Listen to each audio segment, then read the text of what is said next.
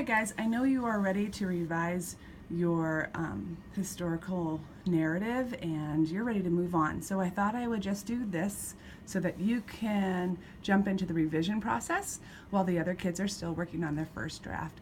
And I want you to remember that's what you wrote. You wrote a first draft and now it's time to revise that draft. And revision means to look at it again. And so these are some of the things we talked about during this unit that I want you to go back and read your writing and think about it. You're going to need a highlighter and a pen to use the printed out version of your story so that you can really mark that up. And then when you're done with all the steps, then you'll go back onto the computer and make those changes on the computer copy. So if you submitted your work, you're going to unsubmit it, okay?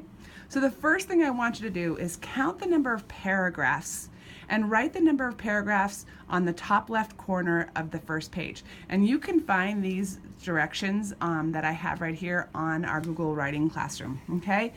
When you were writing in informational pieces, a paragraph is easy. Every time you changed a topic, you wrote a paragraph. Well, in narrative writing, paragraphing isn't as easy. So I want you to go back and just look at why you made paragraphs. Was it because someone was talking? Was it because there's a change in time, a change in location, a change in character perspective? So I want you to first think about the paragraphing. The second thing I want you to do is go back and look at the verbs in your story. Remember the secret place. The verbs, the vivid verbs are so important. Do they describe action and feeling? And do they set a mood for your writing? So really look at the verbs you chose. And if you use the word walk, can you use a thesaurus to find out a better way? Maybe the character was actually meandering or strutting or crawling. Maybe so look at synonyms for some of the plain verbs. Instead of the word said, look in a thesaurus and what other, maybe they yelled it or whispered it. So think about those verbs. Sensory words are really important in the narrative writing. And did you use sensory words and adjectives in your story so that they paint a picture in the reader's mind? So a sensory word would be what is the color of something, or seeing it, or feeling it, or even smelling of it. I know some people wrote about the ocean and the scent of the ocean. So think about those sensory words and remember what your senses are, your 5 senses. So read through your writing again, and this revision process is going to make you reread and reread and reread your work, but that's just part of that writing process. All right, so look through for sensory words. The next one is I want you to take a highlighter and highlight the beginning letter of each sentence, and then go back and highlight the ending punctuation of each sentence. And I know that's going to take a little bit, but it's important to really look at that. And step 5 is connected to step 4. So after you do that, then go back and count how many words are actually in each sentence and write that number above the ending punctuation mark. And if there's more than 17 words in the sentence, I really want you to look at that sentence and think, is this actually 2 sentences and I forgot to put an ending punctuation mark and a new capital? When you accidentally run 2 sentences together, it's called a run-on sentence.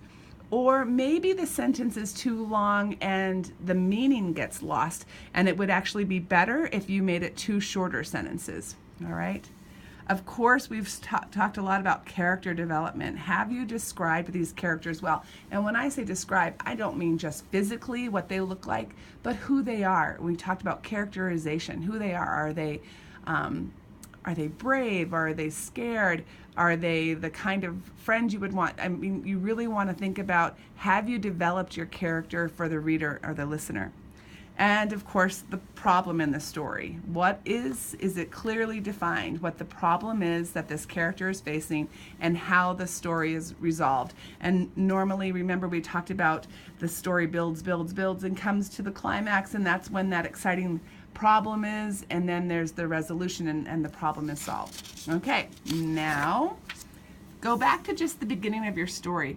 Think about what strategy did you use for a lead to hook your reader? Does it work? Is it strong?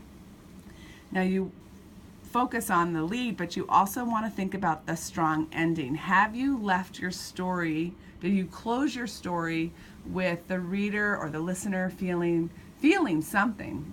where they walk away, they feel satisfied that they read the story or that the problem was resolved, or maybe they feel a way just thinking about, wow, that's an amazing thing that happened to that character. So have you left your reader with a feeling? And emotion. Have you added something funny or scary or sad to your story? You really want to evoke emotion to a reader or a listener. So after you do all this revising and marking up on the printed copy of your story, then go back to the Google Writing Classroom and revise it, all right? The next step after you do all that work, and this could take, more than one day, obviously, I want you to ask a friend in the classroom to read your story. You're going to share it with them in Google, but only give them the comment, not editing rights, please, just comments. And that is going to lead to revision part 2, which is going to be a second video. And so let me see. So add the comments and have them give comments on that. Okay, so now I'm going to do a second video, because not only are you going to ask someone else if they would read and comment on your writing and your story, but you are also going to volunteer to do that for someone else, okay? And that will be the second video of the revision. Good job.